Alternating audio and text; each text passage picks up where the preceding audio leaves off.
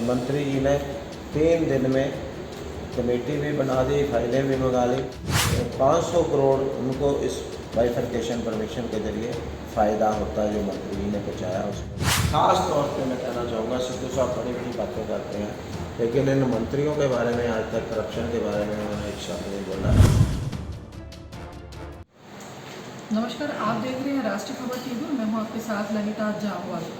पंजाब के कैबिनेट मंत्री श्याम सुंदर अरोड़ा जी लगातार जो है विवादों में घिरते जा रहे हैं। आज भी भाजपा के वरिष्ठ नेता जो कि पूर्व कैबिनेट मंत्री भी रहे हैं, उन्होंने एक बड़ा खुलासा किया है ज़मीन जो है घोटाले को लेकर। जानेंगे पूरा मसला क्या है। नमस्कार सर, आपका बहुत बहुत स्वागत है हमारे चैनल में। तो क्या कुछ ये बड़ा खुलासा है जो है देखो ये जो उद्योग डिपार्टमेंट है ना, उद्योग विभाग है पंजाब का, ये पूरा करप्शन का अड्डा बन गया है और जहाँ भी हाथ लगाइए वहाँ से केस निकलता है करप्शन का। मैं आपको फॉर एग्जांपल ये आपको बताता हूँ कि पहले ही जब हमने JCD का मसला उठाया था 7 जनवरी को मैंने की थी, आप लोग भी आए थे, तो उसके और हमने ED को भी लिखा था, तो ED ने इंटरफियर किया है ये और इसमें जो खरीदार हैं GRG उनके डिटेल्स मांगे हैं। लेकिन मैं बताना चाहता हूँ कि मंत्री जी वो GRG के नज़दीकी हैं और इनके काफ़ी प्रॉपर्टीज़ में साझेदार हैं, नामी बेनामी, तो ये उनकी अपनी ही फर्म है। दूसरा सर ये भी आ रहा है कि इसमें जो प्लाट जो है वो मंत्री को भी दे जाने का वो अलग इशू है, वो अलग इशू है, वो मैं आपको बता रहा हूँ। बहुत बड़ा सनसनीखेज है कि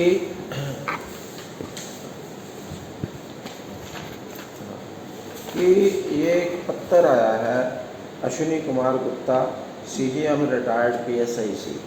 ये कहते हैं कि एक इंक्वायरी चल रही थी विजिलेंस की, इंक्वायरी नंबर 3 ऑफ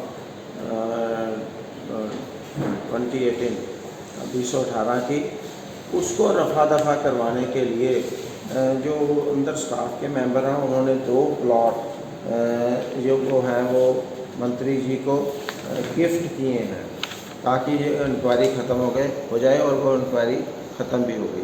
और वो प्लॉट कौन से हैं? वो प्लॉट हैं F461 और 462 phase 8B industrial focal point Mohali. So ये सीधा इल्ज़ाम उन्होंने इस पत्र में लगाया है। ये पत्र की ये प्रोसेस में हुआ है डिपार्टमेंट से, ये सारा आपके सामने है। सो मंत्री पर ऐसे इल्ज़ाम लगे हैं तो आप अंदाज़ा लगाइए कि वहाँ क्या हो रहा है, क्योंकि वो लोग जो हैं, जो घपलेबाज लोग हैं, वो क्या करते हैं मिनिस्ट्री में कुछ प्लॉट निकाल लेते हैं जो बिकने वाले होते हैं, तो उनके छोटे ड्राफ्ट बना के तो बेनामी अपने किसी आदमी के फर्जी नाम ले लेते हैं, बाद में उससे बिकवा कर वो तो अपने पैसे कैश करते हैं। तो उन्होंने अपने पैसे कैश करने की बजाय ये 2 प्लॉट मंत्री को गिफ्ट कर दिया। तो सर अब ED ने जो दिया है वो कब की तारीख है? जो ED ने 25/1 को 7/1 को हमने इंटरव्यू की थी, तो 25/1 को ED ने उनको बोला है कि जो GRG है उनको आप डिटेल्स हमें। एक दूसरा एक बहुत बड़ा जो मामला मसला जो घोटाले का आपने कहा आनंद लैंड घोटाला, जो इसके बारे में सर थोड़ा सा विस्तार से बताइए। देखिए अभी एक और बड़ा घोटाला सामने आया है, वो है फिलिप्स वालों का, कंपनी है आनंद लैंड्स प्राइवेट पंजाब। इसमें ये है कि PSIDC का एक plot number A1 face 9 Mohali 27 एकड़ का था और ये फ्री होल्ड उनको मिला था। जब ये कंपनी फेल हो गई तो उन्होंने परमिशन मांगी कि हमारा सौदा है इसका उनके साथ गुलमोहर टाउनशिप के साथ, तो उसको NOC दिया डिपार्टमेंट ने 17/11/2020 को, और उसमें शर्त थी कि 3 साल के अंदर इसमें इंडस्ट्रियल एक्टिविटी होनी चाहिए, जो क्लॉज 2G के मुताबिक वो पहले ही था। तो उसमें क्या हुआ है, इन्होंने जो गुलमोहर टाउनशिप था उन्होंने मंत्री जी से संपर्क करके एक तो जल्दी ये सीक्वेंस ऑफ डेट्स है, 3 को सारी चीज़ शुरू होती है और 18 को ख़त्म हो जाती है। अप्लाई करके कि इसको पूडा के परव्यू से निकाला जाए, रेरा के परव्यू से निकाला जाए और PSIC इसका सारी डेवलपमेंट का वो इंचार्ज बने। सो पहले तो ये करवा लिया 2-3 दिनों में ही। तो उसके बाद इनको NOC मिल गई है परचेज़र को 15/3/2021 को। जब इनको मिल गई तो 16/3/2021 को 16/3 को इस साल जब फिर वो कोविड की दूसरी चल रही थी लहर, तो इन्होंने एक एप्लीकेशन दी है, इसमें कोई डेट भी नहीं डाली और ना कोई डिटेल्स लिखी हैं कि हमें बाइफर्केशन अलाउ की है।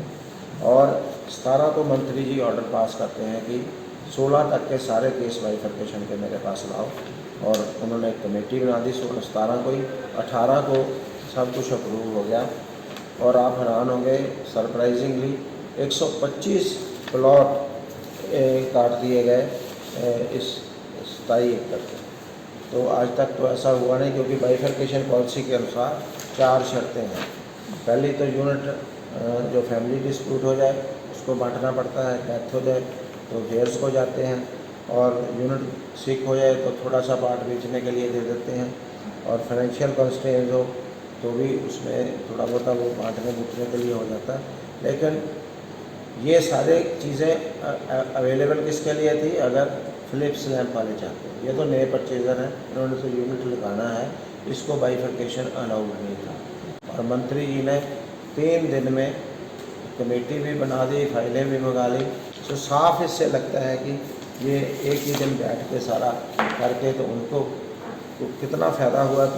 आप ये देख सकते हैं कि 50,000 रुपये गज की वहाँ कीमत आम मार्केट में चलती है, तो 620 करोड़ रुपये का ये बनते हैं सारे प्लॉट, और 500 करोड़ उनको इस बाइफर्केशन परमिशन के जरिए फ़ायदा होता है जो मंत्री जी ने पहुँचाया, उसमें ये उनकी इन्वॉल्वमेंट है।